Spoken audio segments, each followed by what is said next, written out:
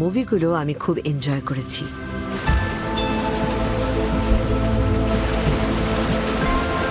মহাসাগরের এই বিশাল শক্তি আমাকে খুব ইন্সপায়ার করে। এই শক্তি ভয়ঙ্কর এবং অসাধারণ সুন্দর।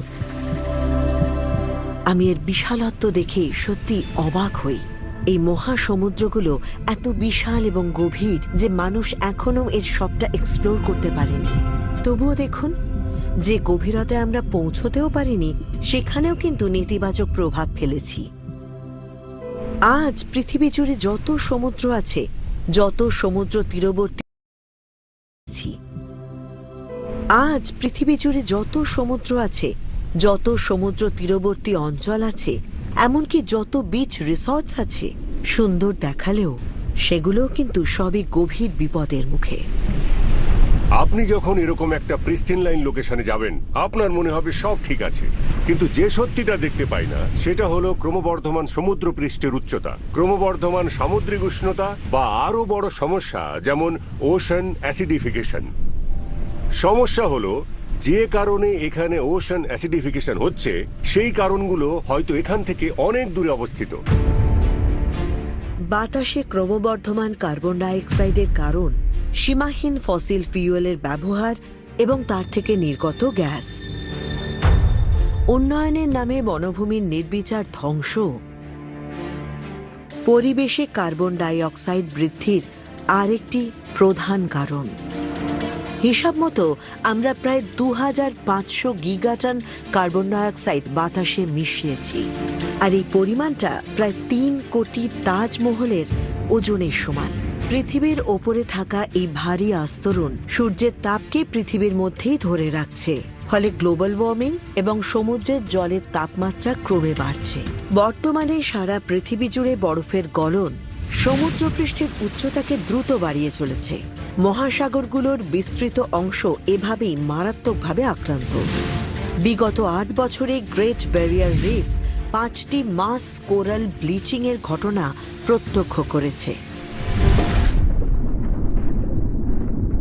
এই বিপর্যয়ের সঙ্গে যোগ হয়েছে বাতাসের অতিরিক্ত কার্বন ডাইঅক্সাইডের সমুদ্রে মিশে যাওয়া ও কার্বনিক অ্যাসিড তৈরি করা। সামুদ্রিক জীবেদের শেল এবং স্কেলিটন তৈরির জন্য প্রয়োজনীয় কার্বনেট আয়নের পরিমাণ এই ওশান অ্যাসিডিফিকেশনের ফলে কমে যায়। 2000 সালের শুরুর দিকেই মারিন বায়োলজিস্টরা লক্ষ্য করতে শুরু করেন যে সমুদ্রের জলের অ্যাসিডিটি লেভেল বাড়তে থাকায় জীবজগতে ভয়াবহ প্রভাব পড়ছে। আজ এই তথ্যগুলো সারা বিশ্বের বিভিন্ন সংস্থা নিয়মিতভাবে পর্যবেক্ষণ করছে।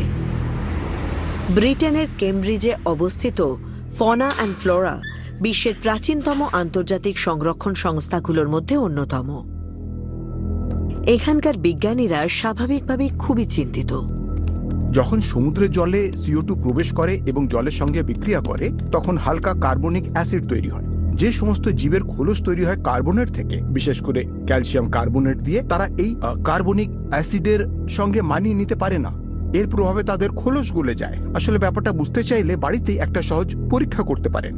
একটা ছোট গ্লাসে একটু ভিনিগার নিন, তারপর তাতে চকের একটা ছোট টুকরো ফেলুন। দেখবেন চকটা ভিনেগারের মধ্যে পড়ার সঙ্গে সঙ্গেই তার গা থেকে ছোট ছোট বুদবুদ উঠতে শুরু করেছে। আমরা ঠিক এইটাই বোঝাতে চাইছি। সময়ের সঙ্গে সঙ্গে ওই খোলসগুলোর গঠনগত শক্তি ধীরে ধীরে ক্ষয়ে যাচ্ছে। আমার আরো কম বয়সে ওশেন অ্যাসিডিফিকেশনের বিষয়টা আমি বুঝতে শুরু করি।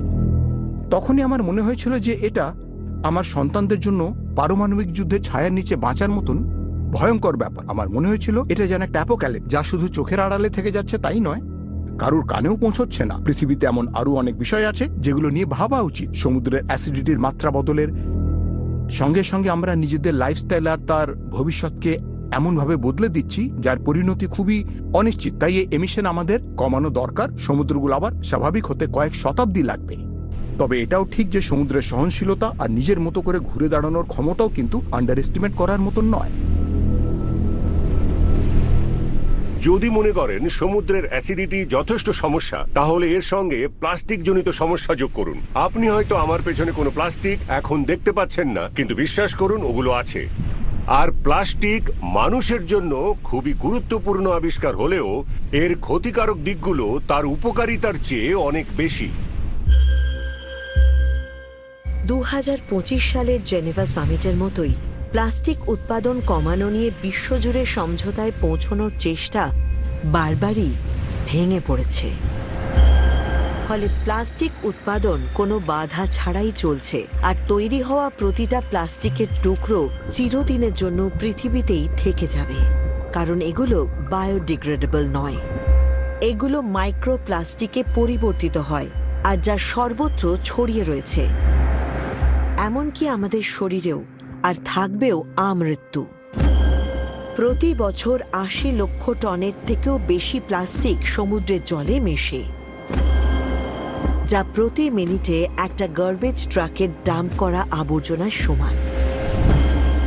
এই আবর্জনা জমা হয়ে উত্তর প্রশান্ত মহাসাগরে এক বিশাল ভাসমান দ্বীপের সৃষ্টি করেছে, যা এত বিশাল যে ভারতের মোট আয়তনের অর্ধেকের বেশি ঢেকে দিতে পারে। এটা সত্যিই দুঃখজনক। লক্ষ লক্ষ সিবার্ডস, কয়েক লক্ষ সামুদ্রিক স্তন্যপায়ী আর অগুন্তি মাছের মৃত্যু হয় প্রতি বছর মহাসাগরে হওয়া এই প্লাস্টিক দূষণের কারণে।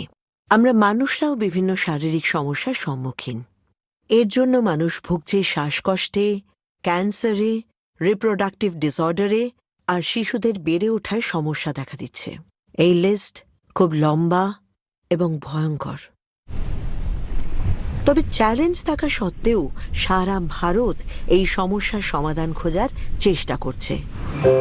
যেমন সমুদ্র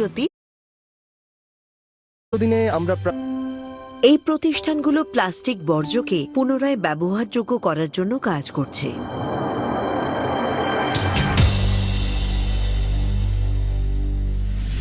এরপর দেখবেন ওয়েস্ট টু ভ্যালু মুভমেন্টের